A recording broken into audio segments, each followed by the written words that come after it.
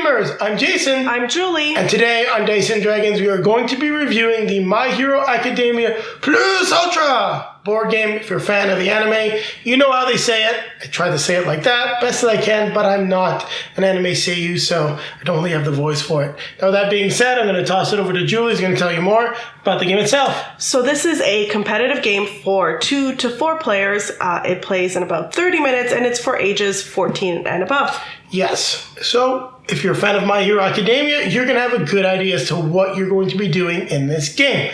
You're going to be moving around the board, going from two different locations from UA High School. Some of the more famous locations from the first couple seasons of the anime. The locations themselves don't really matter. It's going to be the cards and events that you're going to get. So what you will do is you're going to put a couple cards out there. So you might have events inspired by the anime, encounters with some villains, or even facing off against villains themselves, and gaining even some cool allies that aren't in the game. So you're going to take on the role of one of your favorite heroes. You're going to have your quirk. You'll be trying to complete these different events, challenges, beating up on villains in order to gain the most hero points and become the winner. Now, once one player gets to 20 hero points, each other hero will get one final turn to try to catch up with them. You'll also have the Plus Ultra cards, which will give you some extra points depending on certain conditions. So that's a way for you to, if you get 20 points, you might want to have a few of those because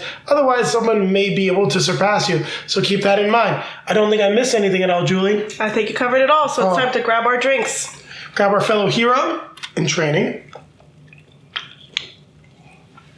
We're going to take it to the table one more time. One more time. I'm going to be Bakugo, and you are Fumikaze Tokoyami. Yes, he's a pretty cool character. I like both of them, and we're going to see what we can do against some of these villains. We got Kurogiri there, so hopefully he goes down easily. Now I'm going to take a quick look at the components and the setup for My Hero Academia, the Plus Ultra board game, before we get into how to play. So I've just got the standees lying down so you can see them. We've got our two main characters from the show, Izuku Midoriya and Katsuki Bakugo. So they are in UA High School. This is the center of the board and also a place that you can return to if you will need to heal. There are 4 locations around the board. What you'll be doing is taking some cards and placing them there. But let's take a look at the cards first. There are a few different types. There are these Plus Ultra cards, which will give you bonuses once you acquire them. And if you have them still in your hand at the end of the game, you may get allies like Minori Mineta that will give you a special ability. You'll need to spend some of your hero points that you will acquire to get it. Now you have encounters, which you will need to defeat, but they will have negative effects at the end of every hero turn that will hurt all of the heroes. So you'll want to be working together on those. Then you'll have different events, which if you pass, you will gain victory points, and you may take damage or other negative effects if you fail. Then lastly, there are villains, and when you roll hits, you will deal damage to villains, gaining victory points. They also have their own different types of quirks that will trigger when you roll skulls, and they'll have nasty effects. So you'll see that as we get into it. So those really are the different types of cards that are in the game. As you can see, we've got the hero, just the player boards here, and each of them has their own quirk that has their own special ability. For Midoriya, you can change one of your dice to a punch, but you can't change the skull result. And then for Bakugo, you gain 1 victory point if a villain took 1 or more damage from one of your punch results. Here we've got the dice that we'll be rolling. They're 6-sided die with different symbols. You've got skulls, punches, 2s, 2 victory points, 1 victory point, hearts for healing, and the 3 victory points. This red die you'll get if you happen to acquire the Overwhelming Power ability. Next, here we've just got the damage that we'll use to keep track of damage to our heroes as well as villains. And then we've got the hero points / victory points. Now, in terms of the other components that we have the other hero boards. So we've got some of your favorites from the show, all from Class 1A, Fumikage Tokoyami, Momo Yaoyorozu, it's always hard to say, Kyokajiro, Ochika Uaraka, Suyu Asui, Shoto Todoroki, Ejiro Kirishima, Tenya Ida. Of course, they got to have the class rep. And as you can see, we've gone around. Now, Fumikage has a special token that goes with his quirk, as does Shoto. He's got some 3 ice tokens that can be used to negate some negative effects. And all of them, of course, have their own standees. So we'll just quickly show you the different standees. Now, I have to say I don't mind the standees. These ones are, however, are gigantic, and I think it would have looked a lot cooler and just added to the presence of the game if they'd happen to be acrylic, or even if there was an option for an upgrade. But I get why they didn't do that, because they're definitely trying to just keep the cost down. And then you've got the rule book, which is very straightforward. There's a nice glossary if you need any references at the back. And then other than that, very straightforward, explains the setup, explains how to play. It's something that you can learn in just a few minutes. So there you have it. We've taken a look at the components and we've just about finished setting up. The only other thing we need to do is to set up the board. Now, we've got a lot of villains coming out, so I might just swap out one of those. So look, we've got an ally, so we can acquire him. Now, the villains, they have what's called an on-reveal effect. So each hero loses 1 victory point and places 1 victory point on this villain card. And then his quirk, for each skull result the active hero rolls, they lose 1 victory point and places on this card. The hero who captures the villain gets all the victory points. That's pretty cool. Then Moonfish, each hero loses 1 victory point on reveal. So we don't have anything. Neither of those are going to affect us. If it was damage, we would take it. And then he's got his quirk. I just wanted to compare those two. We're now set up. We're ready to play. Now keep it right here. I'll be right back, and we're going to show you how to play the game. So how do you play the My Hero Academia Plus Ultra board game? I'm going to tone it down for St. Plus Ultra this time. Well, very straightforward. So we'll take a quick look at the rule book. So as you can see, there are a few different phases. It's called Move to a Location, or you may decide to stay where you are. You roll your hero dice, which you will roll 3 times. You'll spend the hero dice. You'll then resolve the cards. After that, you will end your turn and resolve any end of turn effects. As we currently don't have any encounters in play, as we saw, there won't be, like this one here, there won't be any negative end of turn effects that will happen. You can also heal other heroes. You'll gain victory points from healing other heroes. If you have any questions of what the die do, you can just reference the turn sequencing glossary on the back. It is very useful. Now I'm going to keep my heroes lying down, and we're going to see what we want to do. Ideally, we'd like to acquire an ally. We need to get some victory points to do that. So this one, I mean, if passed, we only gain 1 victory point. That's not a lot of victory points. Although it's very easy to do. You can also potentially clear the board. But let's go after, let's see what Moonfish does. Instead of taking damage for each skull result, the active hero loses victory points based on the total number of skull results rolled. They take 2 damage. So they take 2 damage for each victory point they don't lose. So it's pretty nasty there. And both of them are very, very nasty, but we're going to try to take out Moonfish for the moment. So we're going to grab the 6 dice, and I'll just move over Bakugo just sort of out of the way so you can see what I roll. So we're going to roll the dice 3 times. Now, instead of taking damage for each skull result, so this was going to be at the end because it does not say on the roll. So like the active hero loses victory points based on the total number of skull results they roll. So actually, yeah, so the total number of results that we roll. So currently we're not going to lose any, but we're going to keep the punch. We're going to go ahead. Reroll again. Got 2 skulls, but another punch. I actually believe this is not very good phrasing on this card, unfortunately. But the way I see it, because it doesn't say that you take damage immediately, this is going to be the results that you roll when you come to your spending die phase. Now, that could be a mistake, but we're going to go with it. Now, we also have these victory points here. We have the heart. Unfortunately, we cannot change this. And we can, however, switch one of these to a punch, meaning we're going to now deal 3 damage to Moonfish. And then it says we're going to take 2 damage for each victory point that we cannot lose because we're spending the dice. So we're going to take 2 damage here during the spend die phase. Now, the way we've been playing it, because we're spending the dice, we're not going to be able necessarily to use that for the healing effect because we're spending it and this is triggering like after we're spending the dice. Now that could be another mistake, but it's not clear and the game plays really quickly. There's not a lot of negative effects if you happen to get knocked out. So I feel that that's more in line with the intention. We do happen to get 3 victory points from the punches, and that will then be the end of our turn. Now, just to keep things a little different and to show you how things will happen if we go for an event, we're going to send Bakugo over here to go for the event. Now, he's not going to get as much victory points, but we need to get the results, so we just need a 1, 2, and a 3. So we got it. However, we can still gain some extra victory points. Now, if we've got 2 1s here, if we get 3 of a kind, we're going to gain an extra victory point. So let's say we roll, we get a punch, then we go to our last roll, we get a skull. So that's part of the risk when you're doing stuff like that. But let's say we'd roll in a 1. This would now be giving us an extra victory point. And then for every symbol that matched above it, so let's say we weren't spending these on the event, we'd have to roll 4 1s. This would let us get 2 victory points. But in the end, that's what we're going to do. Like I said, I roll a few times just to go through it, but I really want to make this be the roll. We could have actually stopped it a little earlier instead of trying to really push my luck. But in any case, you would gain 1, 2 victory points. You will then take the event card.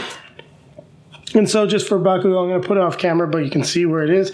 Then you're just going to refill it. So we get the first thing is a plus ultra. You take this card from the current player after you complete an encounter or capture a villain. You'll gain 3 victory points if you happen to have it at the end of the game. Now, Midoriya could continue attacking the villain, but we do have Kaminari here who is an ally. So discard this card when you roll number of damage on your hero. When the number of damage on your hero is equal to their health, you get to remove all the tokens from your hero instead of knocking them out. So this can be very helpful. I don't know if that's really what I want to do, but just to go through the mechanics of the game, we can move over here and spend the 2 victory points. Get 1 left. We'll acquire Kaminari, and then we'll reveal another card, which gives us another event. Now, play is going to continue like this until one hero gets 20 hero points. After that, all the other players will get 1 turn to try to catch up. That's where things like the plus ultra cards come in, because they can really boost you and maybe even have it so that you get 20 victory points at the end of the game. Now, I want to just show you the resolution again. So we're gonna try to attack this villain with Bakugo. He's got some cool things he can do. So he'll move over here, and let's go ahead and see what we can do. So roll our dice. Keep the 1 punch. I want to keep rolling. See, now we've got an option to maybe even score a few extra victory points here. So I'm going to keep those. Things weren't really going our way. That's actually not that bad, because this is going to get us 3 hero points. We do 1 more damage to the villain, giving us another victory point. So the hero's still up. We're in good shape.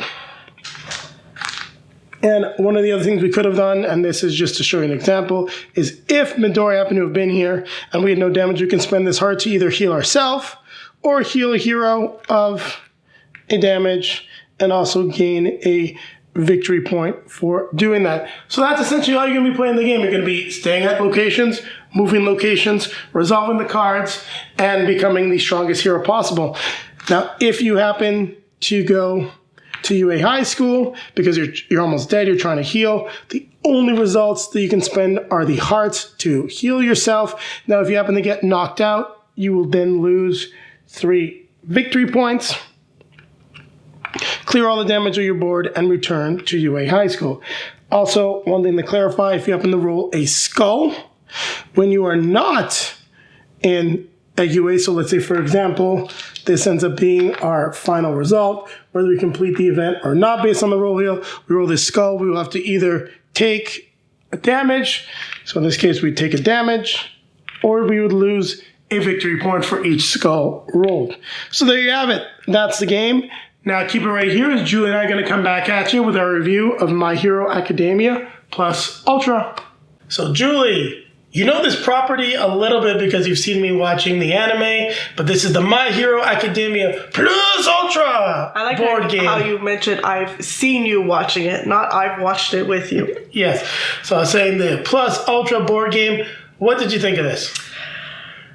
Okay, so I think we need to focus on what it actually is, because if we try to discuss it in terms of some of the other games that we play, I think it's going to be, it's not going to fare very well. This is, for every intent, a dice chucking game.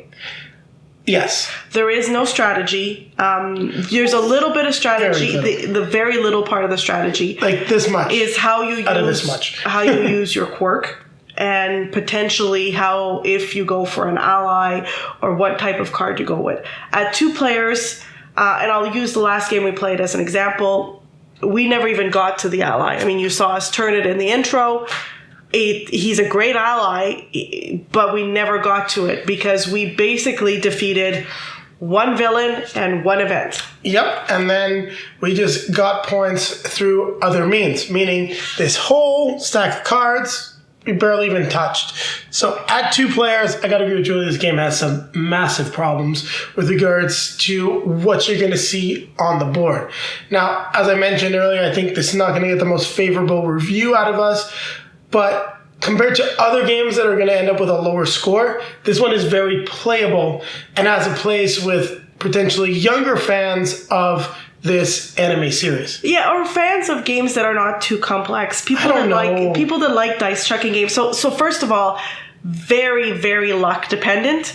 I started off the first game rolling very well, and then it kind of just got away from me, and I just couldn't roll anything to save my life. And the second game, I was just running away with it, and then I was like, you know what, this will get me the win, and I failed miserably twice. Probably wasn't using my quirk to the best of my ability. One of the few characters that actually can use some strategy is Tenya Ida, because he moves around the board and gaining victory points, so I probably should just move around a little bit more. But it all backfired on me, and Julie completely caught up. I was at like 17 points, and she had like 3.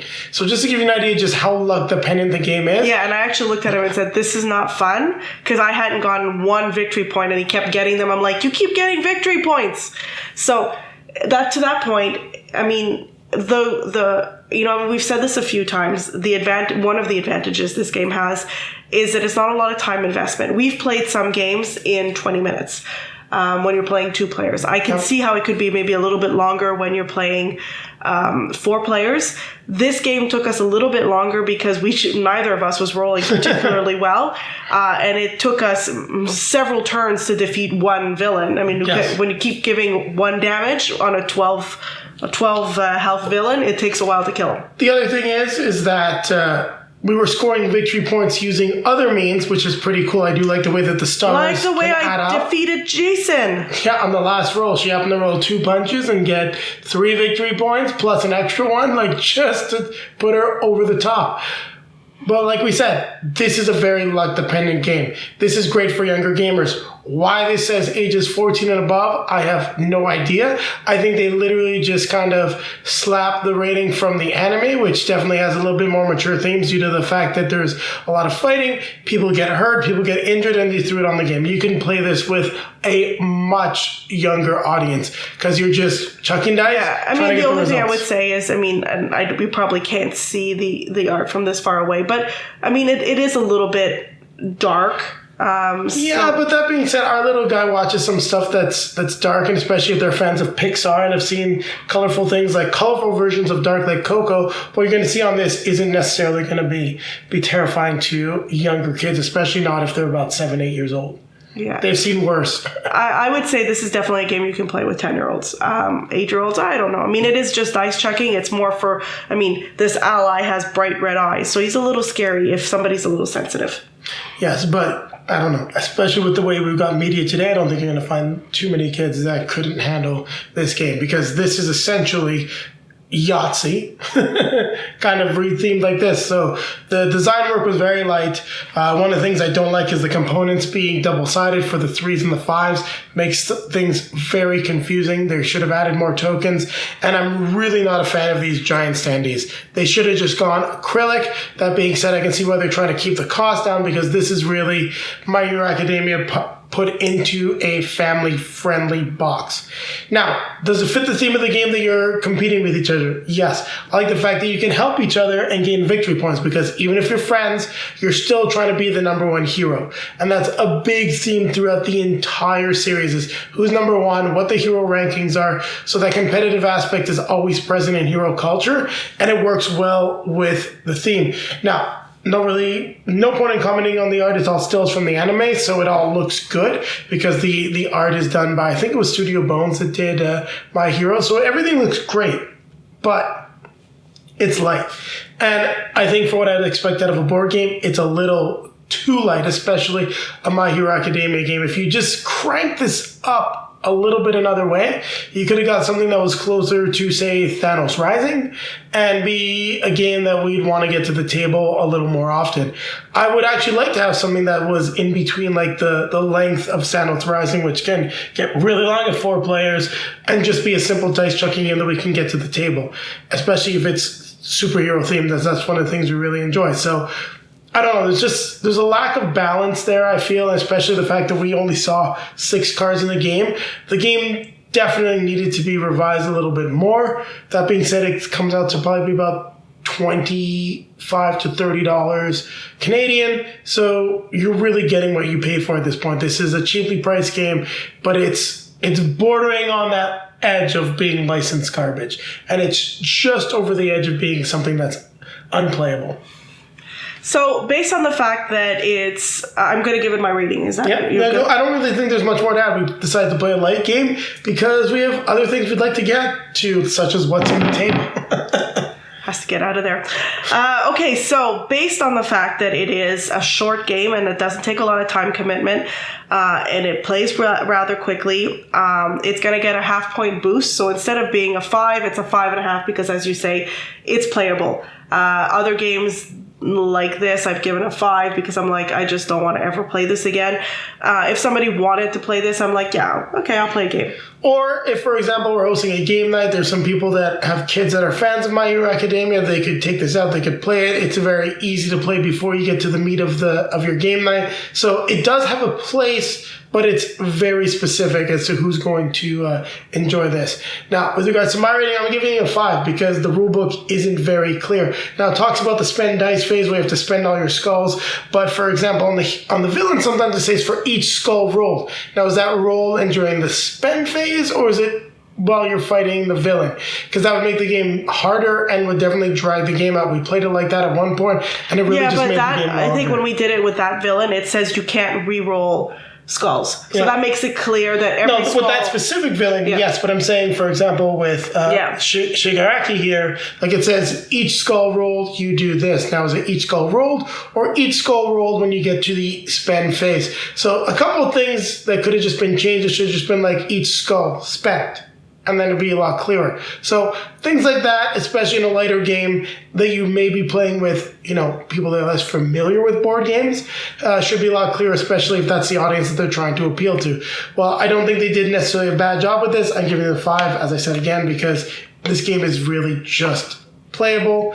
I don't know if I'm going to get rid of it. I don't dislike it. But if someone said, hey, my kid's a fan of My Hero Academia, I would easily probably pass this on, because it's going to be a little while before our little guy could potentially get into this game. Yeah, although the dice are big enough that, you might just have fun just rolling the dice. Yes. With our help. That's the only reason why that this is kind of sticking around, because it fits something that's good to play with kids and families, and completely take that ages 14 plus rating and throw it in the trash. I have no idea why it's there. It makes 0 sense. Okay, so on that note, we've beat this up enough. I think that's also part of the theme. We've beat it up. Hit the bell. Like, comment, subscribe to be notified when we have some new content. Hit the bell over there, as she said. All right, I'm just going to point, just to remind you where it is on the page. Yeah, there you go. And then take a look down below in the video description. You'll find links to all of our social media feeds. Facebook, Twitter, Instagram, if you'd like to see pictures of Julie and I playing My Hero Academia, the Plus Ultra. I'm going to tone it down because, as you can see, this game is definitely not ultra awesome. board game. You can find them down there. Also down there's a link to multizone.ca, a great Canadian game store. Click that link, you'll get 10% off your next purchase, and it's a great way to support the channel as a portion of that purchase is returned to us. Then popping up in front of us are going to be links to some of our previously released videos. Over here will be our most recent release, and in front of Julie, we'll go back to one of our other superhero anime style games, one that's definitely much better and way more worth your time, Tokyo Sidekick, which has been fulfilling the Kickstarter recently and should be in store shelves soon. And on that note, we are now going to grab our drink, grab our fellow hero in training. Clearly this game is still in training. And we're going to keep playing games, just probably not this one for a little Yeah, not for a while. I might hit the table again, but I'm really not sure.